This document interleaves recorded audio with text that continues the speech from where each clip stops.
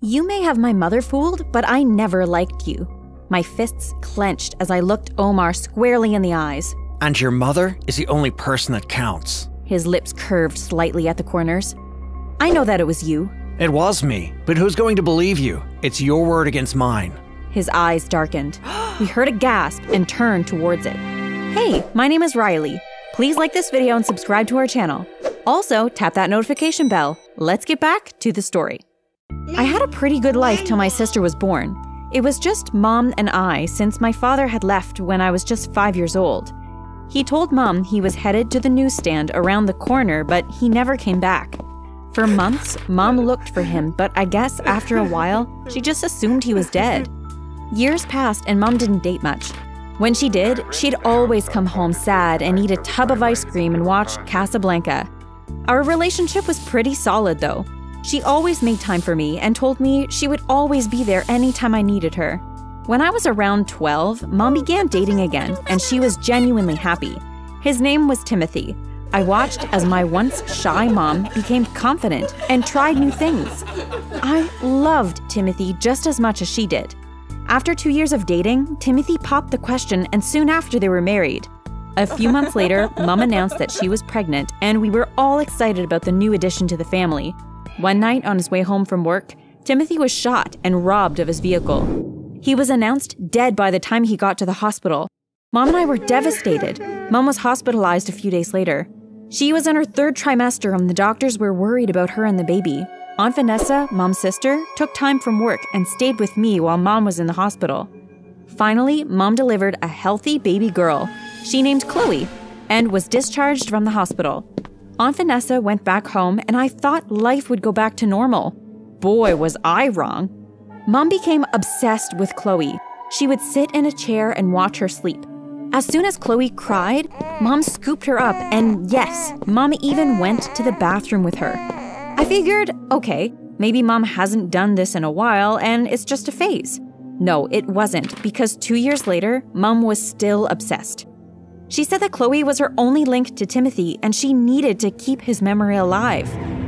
You know what happened to me over those 2 years? I became invisible to Mom. I tried for her to notice me. Heck, even have a proper conversation, but I could never get her attention. I dyed my hair, got fake tattoos, and changed the way I dressed. One time, I even brought a guy home after school, and we made out in the living room. But did my mother care? No, she didn't. After many failed attempts, I gave up and went back to the old me. So imagine my surprise when I came home one afternoon from school, and I saw a strange man sitting in the living room with Mom and Chloe. Hi. I glanced at Mom, then the stranger. Mom blushed and cleared her throat. Riley, this is Omar. We've been dating for a few months. I thought it was time the both of you met. Omar stood. Hi, Riley. Your mom told me so much about you. And yet, she hasn't told me anything about you. Riley! Mom's face turned cherry red. I have homework to do. If you need me, I'll be in my room. How could Mom find time for a man, but she can't find time for me? I thought to myself as I walked to my room. As the days went on, Omar spent more time at the house, until he was there every single day. I watched as Chloe smiled and played with him. She looked so comfortable around him. I later found out that Omar was a police officer. While Mom and Chloe were mesmerized by Omar, something about him didn't feel right. He always tried to make conversation with me and brought home gifts for Chloe and I, but I wasn't buying it. Mom looked happy and I didn't want to say anything until I had proof that he was a scumbag. One night, I overheard Omar telling Mom he had to go out of town for a few days. I was relieved. I secretly wished that he would never return. A few days later, Mom approached me nervously while I was watching television with Chloe in hand. Riley, can you watch Chloe for me? I just have to quickly run to the pharmacy. Mom, are you actually leaving Chloe at home? Yes, Omar said that Chloe was old enough to be without me for a while. I just need to take baby steps. Mom handed Chloe over to me. And don't forget to keep the door locked so Chloe doesn't go outside. I nodded. Mom turned and walked away. I put on Chloe's favorite show and we watched it together. About 15 minutes later, the doorbell rang. I got up from the sofa and left Chloe watching her show. I walked to the door and opened it. Hi, I have a package for Riley Weatherman. That's me. The delivery man handed me the package. It came from Auntie Vanessa. I signed for the package and closed the door. When I got to the TV room, Chloe was no longer there. "Chloe!" I called as I went from room to room. My heart raced as I checked cupboards and under beds. Chloe was nowhere to be found. "Chloe, if you come out, I'll give you ice cream." As I walked to check the other parts of the house, I noticed the front door was slightly opened. I yanked open the door and raced outside, frantically looking around. Just then, Mom pulled into the driveway. She jumped out of the car. Riley, what's wrong? "Mom, I'm so sorry. It's Chloe." Mom pushed past me and ran into the house calling Chloe's name. Within 15 minutes, police cars were parked outside the house. They questioned me as they tried to find out what really happened. I also heard Mom crying on the phone as she told Omar what was going on. "It's my fault. I forgot to lock the door," I cried. I trusted you. I trusted you. Mom rushed towards me, but 2 officers held her back. They took her to another room to calm down. "If anything happens to Chloe, I will never forgive myself." That evening, a group of neighbors rallied together and looked for Chloe. After 6 unsuccessful hours of searching, the neighbors said that as soon as it was morning, they would search again. That night, Mom didn't speak to me. She stayed in her room and cried. I stayed by the phone in the living room, hoping and praying that the police would call saying they found her. The next 2 days felt as though I was stuck in a nightmare that I wouldn't wake up from. On the 3rd day, the doorbell rang. Mom went to open it, which was followed by a scream. I rushed to the door to see what had happened. There was a smiling Omar with Chloe in Mom's arms. "Oh, Chloe!" I wanted to hold her, but Mom wouldn't let me. Omar walked into the house and closed the door. Your sister could have been seriously hurt, Riley. It's a good thing she was found safe. Where did you find her? Mom hugged Chloe tightly. Someone heard whimpering in one of the tunnels at the playground and called it in. So you mean to say Chloe was in the tunnels for the past 3 days? It seems so. Omar took Chloe's hand in his, but she pulled it away and turned her head from him. So then why isn't she at the hospital? What did she eat and drink over the past few days? And what are those bruises on her legs? Mom looked at the bruises. Your sister made it to the park. She's bound to have bruises. Omar stared at me. Your mother almost lost Chloe because of your carelessness, and you're standing there asking silly questions? Omar's right. He did the right thing by bringing Chloe to me. Now come on, Chloe. Let me take you to Dr. Bratt to make sure everything's okay. After Mom, Omar, and Chloe returned from the doctor, Mom said that Chloe was healthy and the bruises on her legs would heal without a problem. The next morning, I noticed a ring on Mom's hand. She told me that Omar proposed to her the night before and she accepted. I told Mom that something didn't feel right about Omar, and maybe she should get to know him a bit more. But of course, being an adult, she ignored me and told me I didn't know what I was talking about. Over the next 2 weeks, I noticed a drastic change in Chloe's behavior towards Omar. Chloe no longer ran to Omar when he came to her. She whimpered and ran away whenever he came close. Mom, however, seemed oblivious. Since she was on cloud 9 planning her wedding, one afternoon while I was watching TV, Omar came over. Mom was trying to get Chloe to stay with Omar, but she wasn't having it. She kicked and screamed. Mom just brushed it off, saying Chloe needed a nap. Not able to stand it anymore, I grabbed Chloe from Mom's hand and she immediately settled down. "How can you be so blind?" I screamed. "Omar didn't find Chloe in the park. He was the one that took her. That's why she wasn't dehydrated when she came back home.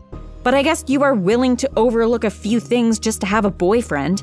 Omar glared at me, then turned and calmly spoke to Mom. I've never been so insulted in my life. I'm an officer of the law. I protect people, not harm them. I think this is my cue to leave. I'll call you later. With that, Omar left the house. Mom yelled at me to go to my room and not to come out until she told me to. After staying away for a few days, Omar returned with flowers for Mom and gifts for Chloe and me one afternoon.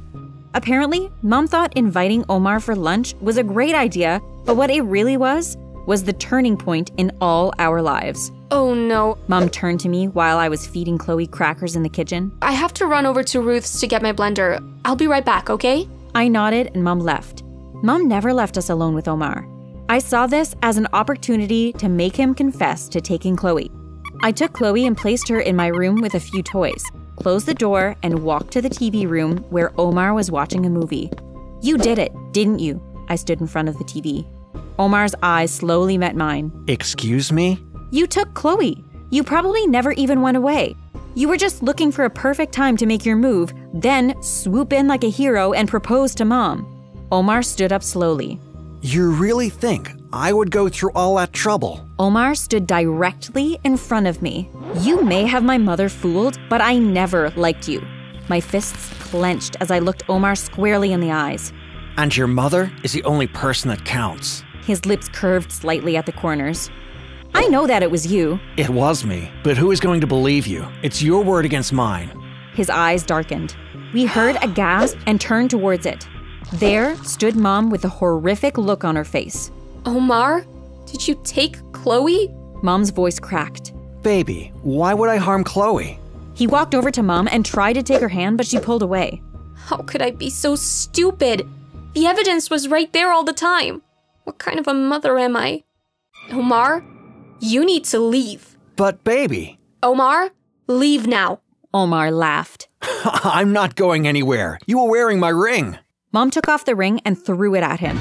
Omar picked it up and looked like he was about to slap Mom across the face. Mom! I screamed as I ran towards her. Omar raised his hand to hit Mom, but I tackled him to the floor. Everything happened so fast. I was able to deal him a few punches, but he also hit back hard.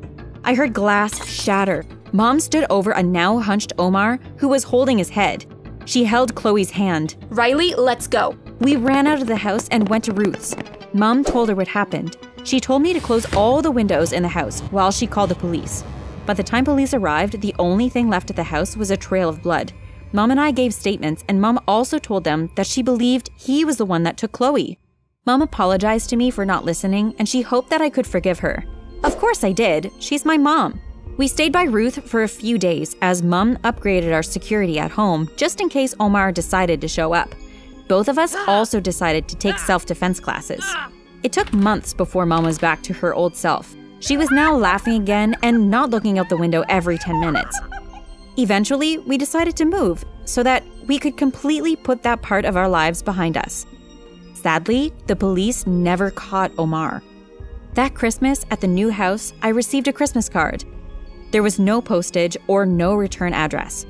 When I opened the card, it had 3 words written inside. Thinking of you. I knew it was from Omar. I didn't tell Mom anything because she had been through enough. To date, I have received 3 cards like this every Christmas. I recently signed up to be in the police academy. I refuse to live in fear, and I will do whatever needs to be done to protect my mother and sister.